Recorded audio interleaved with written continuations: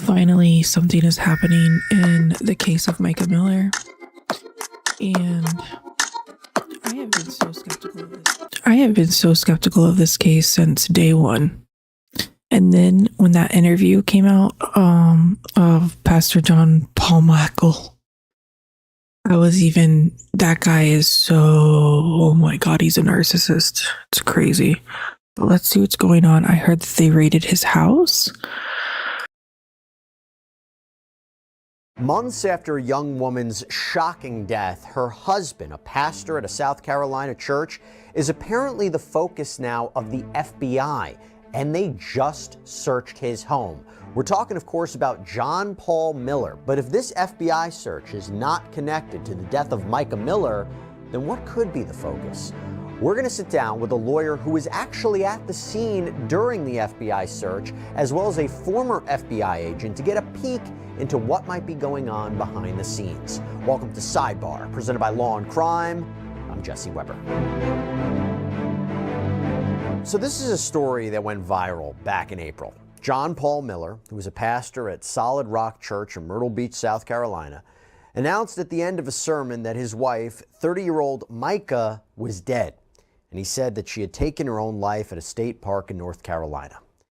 The backlash to this was swift. Friends, family of Mica Miller, they immediately suspected John Paul might have had something to do with her death. And even though apparently it was announced at the time that he was hundreds of miles away in Charleston when Mica died, and to be clear, he has never been criminally charged in connection with her death, but nonetheless, supporters of Mica, those closest to her, they have launched a campaign to bring attention to the problems that John Paul and Mica were having in their marriage.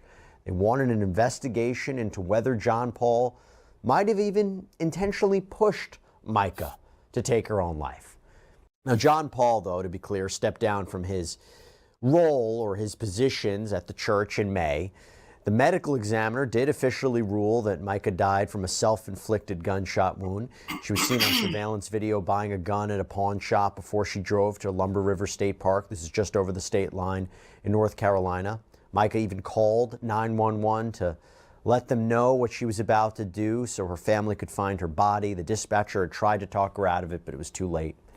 John Paul and his father, though, they've always maintained that Mica suffered from serious mental health problems, and they claim that she had stopped taking her medication. But there were several factors that we're going to get into that made her family and friends, and those who've been following the story, suspicious, like the fact that Mica had filed for divorce before her death, John Paul's criminal record, what court paperwork from his first marriage revealed about the relationship. At the time of Mica's death, the Robeson County Sheriff's Office said the FBI was conducting a, quote, parallel investigation, but said that that investigation didn't involve Mica or her death. I should be more specific about that. And now, what we want to talk about is brand new information. That FBI agents were at John Paul's Myrtle Beach home at the end of last week. But the exact reasons for why they were searching his home are still a little bit vague. So to talk about this, I want to bring on attorney Regina Ward, who actually had been representing Mica in her divorce case against John Paul, and it's our understanding she was there at the time FBI conducted this search. And I'm also joined by former CIA and FBI agent Tracy Walder, News Nation contributor. Great to have you both here. Thank you so much. Regina, I'll start with you. So you were there. Why were you there? And what can you tell us about what you observed? Oh, yeah, absolutely. I wasn't there in the beginning, obviously. I didn't get there till later in the afternoon. When I arrived, there were still, plenty of Mica supporters there, lots and lots of FBI agents everywhere, all of the classic FBI cars and such. I actually stood over right next to John Paul Miller's home. And so I was able to observe for myself some of the items that were being, brought out from the home. And so I got to see some of that. Of course, I don't have the knowledge of what's inside some of those paper bags and boxes, of course, but obviously I did see some things that they took out. Well, what were some of the things that you saw them take out? Well, one of the things that I was most pleased with that I saw taken out of that house was a large all-in-one computer. And so my thought process, of course, is that there's probably stuff on there or evidence on there that's going to help the FBI take the next step in this case. By the way, as you may know, we have been actively following the Mica Miller story for a while here on Sidebar. We've been trying to stay up to date on any new development. Did you speak to any of the FBI agents at the scene? I actually do have and know the agents' names that are assigned to Mica's case. In fact, I guess that maybe a couple of months ago or so, I was actually served with a U.S. grand jury subpoena for all of my file materials and things that belong to Mica. So I knew firsthand at that point that it was actually serious. It wasn't just Robeson County saying, oh, FBI came and did a parallel search. No, they were actually activating an investigation and was collecting the evidence, starting with me and witnesses and other potential victims and so forth. And of course, taking those next steps to execute a search warrant. To be clear, though, is this about Mica's death or her relationship with John Paul? That might have, maybe, from what I'm hearing, what you're saying, might have to not just be about Mica, but other people as well. I think you used the word victim or alleged victims. Are you saying this is larger than Mica? Is it about her death, or is it something else? Right. Anything that I would know personally, if anything at all, there would be certain things that I wouldn't be able to disclose anyway, but Sure. I'll put it this way. This case and that search warrant was definitely about Mica, whether it was directly related to her, her untimely death. The thing that I'm saying is that with regard to that search warrant, it had Mica's name all over it but for Mica leaving behind journals and evidence and information that would leave a trail for the FBI to follow, they would have never knocked on his door ever to begin with. So is it directly related to Mica and her passing? Well, gosh, I certainly hope so to some degree. But I also say this, that don't forget, there have been plenty of people in the past where we never got to arrest them for what we alleged that they had done. I always like to say, Al Capone didn't go to prison for murdering anyone. He went to prison for tax evasion. Jail is jail. Would I like for it to be something directly related to, him tying him with Mica? Yeah, but if it's something else, I'm fine with that too. Jail is jail. One of the things that I wanted the public to, obviously clearly understand is about the type of evidence that the FBI has now gotten access to. When we think about things, especially with our wonderful Constitution that protects us all, right, is from unreasonable searches and having an expectation of privacy in our homes. The federal magistrate is not going to just willy-nilly hand out a search warrant without the good probable cause.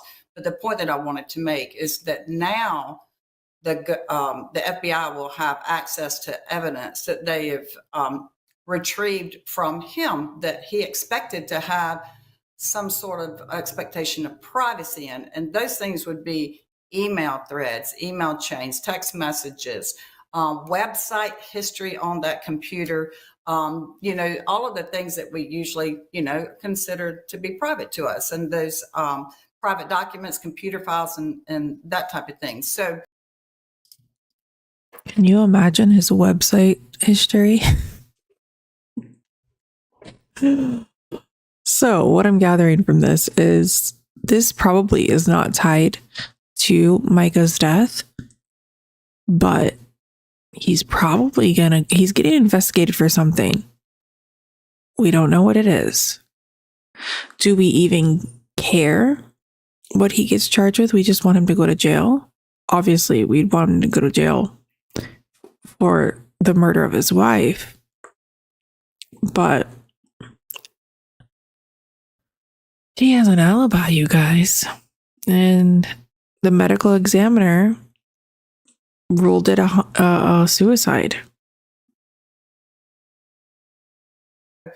In the future, any of that type of evidence, if if Mr. Miller wants to say, oh, yes, I wrote that letter admitting all of those things, but my wife told me to write it, therefore explaining it away. In this situation, whatever the FBI has retrieved there cannot be denied. It came from his home and from his source and under an expectation of privacy. So I think that that's going to be some very strong evidence that would be coming forth somewhere down the road. All right, Tracy, let me turn this over to you. So our understanding is John Paul reportedly wasn't home during this search. Your thoughts on, was that intentional? And you're hearing what Regina's saying about what was collected from the house. What's your impression? Well, so first to mention what Regina said, you have to have probable cause to get a search warrant. So they were obviously collecting on him on this case for quite some time. And part of me does wonder if this is more than just about the death of Mica, quite frankly, simply because of the fact that the FBI is involved and is executing a search warrant. My mind actually goes to some financial issues as well, as that is something that obviously that we investigate quite a bit. Now, in terms of serving a search warrant, it's actually usually preferable for the person not to be home, for us to serve that search warrant. My guess is, again, I don't have insider information. I can only just go off of what I have done in the past. We typically surveil the person actually for a period of a couple of weeks. These things don't happen automatically per se. We surveil them. We get to know sort of their routine, if you will. And my guess is it was a routine departure from the home, whether he was picking someone up, whether he was going to work, whether he was doing something that he typically does. They waited for him to be gone to serve that search warrant. Let me expand upon that a little bit more because according to Kevin Miller, who's a spokesman for the Columbia, South Carolina FBI office, this was a court-authorized search. He declined to comment to the media for the search. If anything was retrieved from the house, will the FBI, Tracy, federal authorities reveal anything quite yet, or will they keep everything close to the vest unless or until there are charges? I personally think that they're going to keep that information close to the vest until there are charges. They don't have to reveal that information. And to be completely blunt, Jesse, I'm sorry to be so blunt, it doesn't necessarily serve them right now to reveal that information. And quite frankly, in order to get the charges against him, they don't even have to reveal everything they have, just enough, right, to get those charges. So I am not certain that we will know anything right away until or if there is an arrest. Regina, going back to you about that scene, you mentioned that there were people outside, protesters. They were posted up outside, I think, the Solid Rock Church. They made their way to the home. They were holding signs that said "Justice for Mica." What was that like? What was that scene like? Yes, it was a fairly familiar scene that we've seen many times in many different places. I'll tell you, the people who are in support following this case and so forth are dedicated to seeing it through and are hopeful and at any place that they can to offer their support and to encourage. It was quite interesting too, because one thing that I liked seeing too was that when the FBI finished, was getting ready to leave the scene, everyone was clapping for them and, and chanting and, saying you can't hide from the FBI, which is true. And I'm so glad that that it was mentioned that, people have made comments. John Paul just barely missed the FBI. I can assure you this was a very calculated, planned maneuver by the FBI, and they knew exactly where John Paul Miller was at the time that they did that. But I also want to say, too, with regard to potentially other victims of John Paul Miller himself, or, those who are associated with him, or that type of thing, that the police, the way we end domestic violence is by a victim breaking their silence.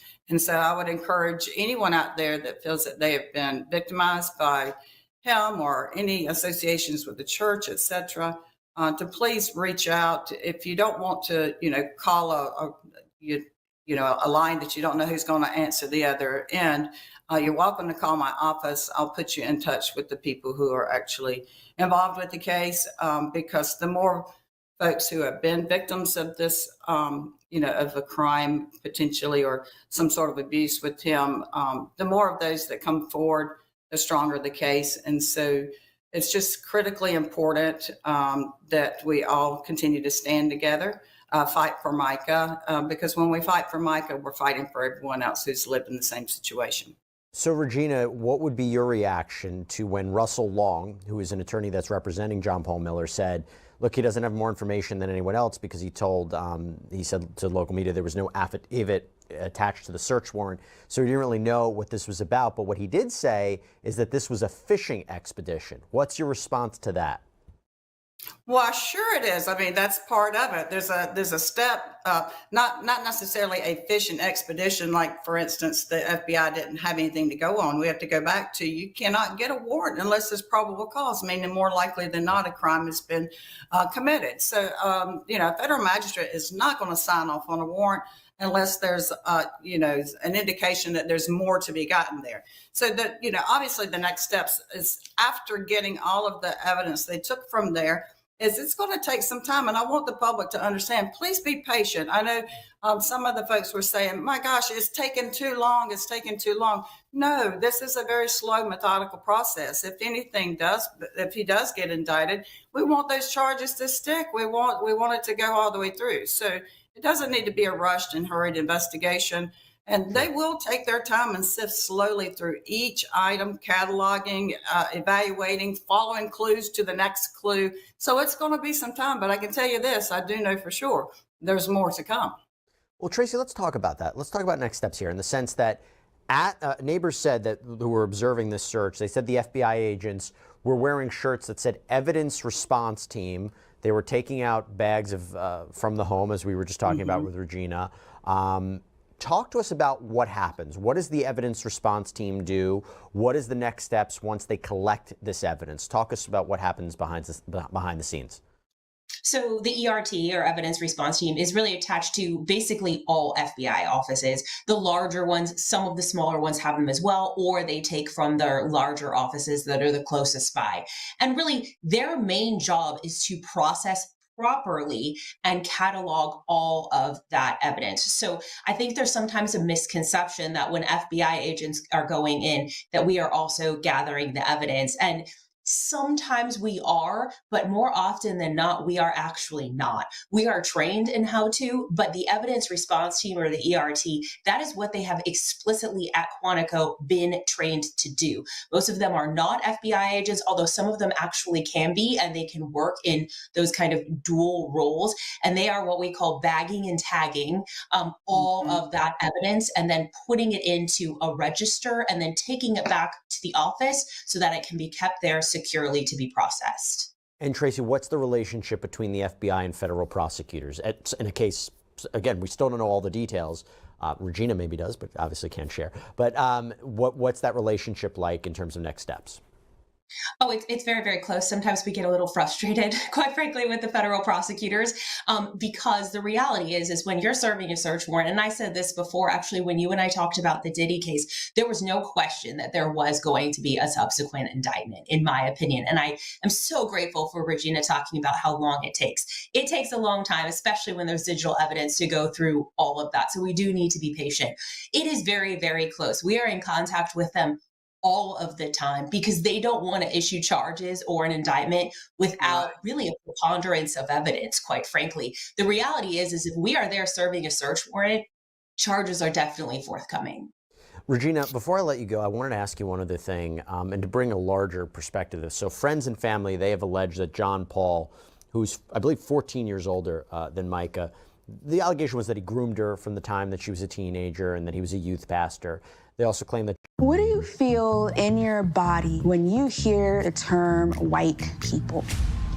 John Paul was abusive toward Mica. In fact, Mica had posted on her social media in the weeks before her death, offering her support to people who are in this kind of circumstances. So you don't have to stay in a abusive relationship, whether that's sexual, whether that's somebody forcing you to take illegal drugs, or alcohol abuse, or physical abuse, psychological abuse, making you think that this is all your fault, or you're a bad mom, or you're a bad wife, or you're a bad husband, or you're You're not giving it your all when you know you are.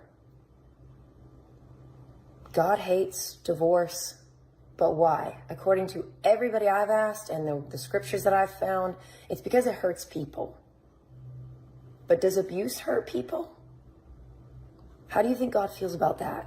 Now that video is from March of this year. Mica died the following month. And since then, there have been concerning reports coming out about John Paul. For example, we learned from court documents that were filed by John Paul's ex-wife, Allison, that John Paul and Mica were having difficulty at home, which was impacting the 4 children that they shared custody of. And in a verified complaint in support of her request to modify custody, child support, alimony, it says, plaintiff alleges that since the entry of the party's prior final order, defendant has exhibited increasingly unstable behaviors, failed to provide a safe and stable environment for the minor children during the periods of visitation, and has exposed and involved the minor children in incidents of domestic dispute and discord, which have been traumatic to the minor children and not in their best interest. She also goes on to accuse John Paul, who she calls JP, of deviant sexual behavior, and she claims that Mica was actually their babysitter, but John Paul had started this relationship with her.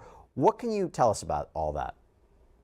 Well, goodness, it's a whole lot to unpack there, but basically, I would say most of that, not that most of that, I should say that that is an accurate representation from what the information that I have. There's actually a whole lot more to it that's not been disclosed to the public, will not be disclosed to the public for various reasons.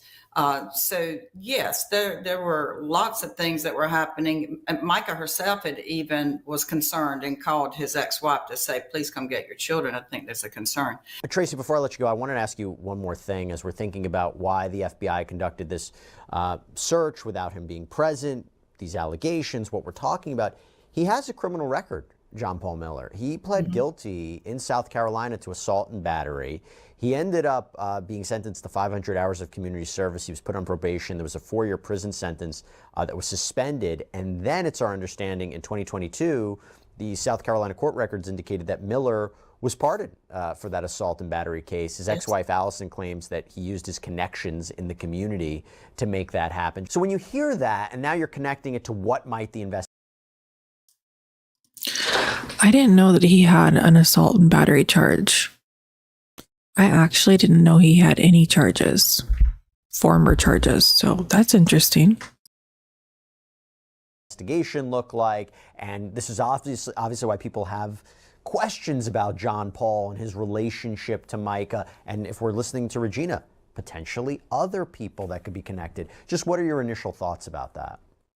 So my initial thoughts are they are most likely, again, I don't have insider knowledge, but they are most likely, this is beyond Mica, in my opinion. I obviously want justice for her, but I think this is bigger than that. Otherwise, I don't believe the FBI would be serving a search warrant.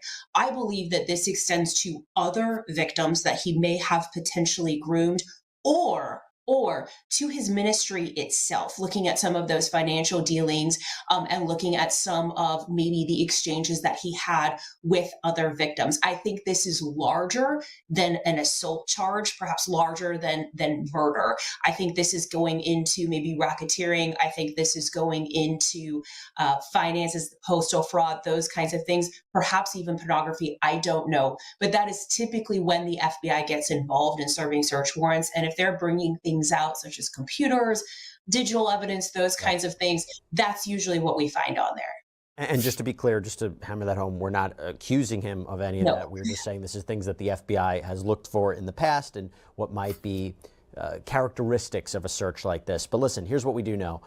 There's still a lot more answers, still a lot more questions we have in this. Hopefully we'll get some answers. Just an interesting development. But Regina Ward, Tracy Walder, thank you both for coming on. Really appreciate you both taking the time. Thank you. All right, everybody, that's all we have for you right now. So possible racketeering?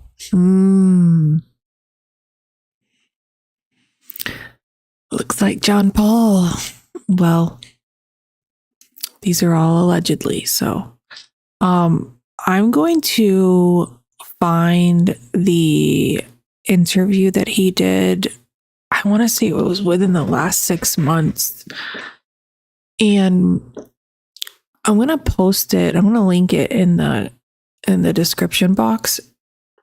But I also at some point want to react to that because I remember watching that and I was like texting my sister, like I can't remember if she was still living here or not, but I think I kept sending it to her. But that's all for now. It's 5:50 a.m. I gotta get ready for the day. I hope you guys have an awesome day. And if you like this content, give me a follow, share, like, subscribe, do all the things, and I'll see you in the next one.